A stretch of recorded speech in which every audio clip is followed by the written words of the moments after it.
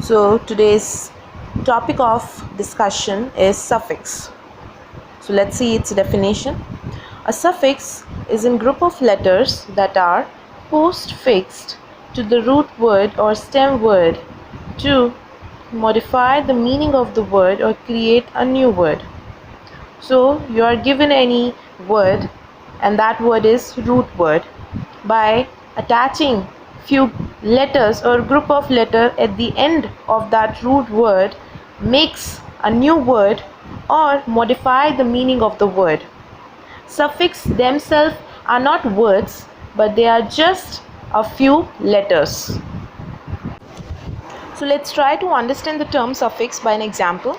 So here I have taken an example, government. So you must have heard this word government so frequently in our day-to-day life. But this word is not a single word. Here it is an example of a suffix.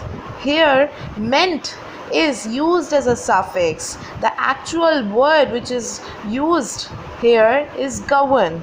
Govern is the root word whose meaning is to rule someone or to lead someone. And meant, which is the suffix, is attached at the end of this word govern to make a new word government. Now, you know what is the meaning of government. A government is a group of people who rule a nation, for say a country.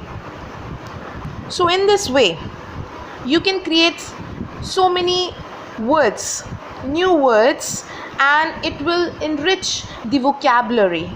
But let's not forget one thing is that there are so many suffixes, but you cannot add any suffix to any word because it will not make sense. You can only add those suffix to the words which make some sense. But you can experimenting and try to see if the word makes sense or not. So keep trying and keep experimenting. So here I have taken a list of suffix to make you more familiar about this term and to show you that the words which we are using in our day-to-day life, they are actually formed from the suffix. So the first suffix is er, which means someone who performs an action. And the words which are made of this suffix are helper and teacher. Here, help and teach are the root word as well as the action which shows our action, and the someone who is performing that action will become helper and teacher. Second is meant. Meant means the action or result of something. So if someone is moving, so the result of that motion will become movement. If someone is taking retirement from his job, then the word will come up as retirement. Next is ness, which means a state or quality. So if someone has a quality of being kind, so adding ness to the end of kind will become kindness.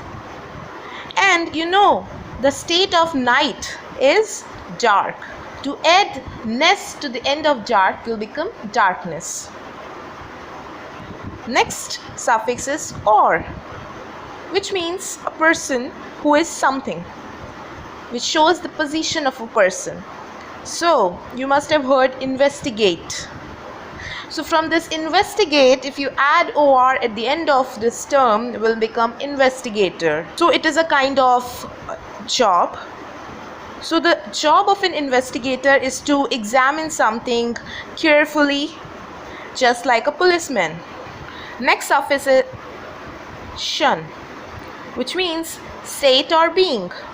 If someone is a state of sadness, so the word come tension.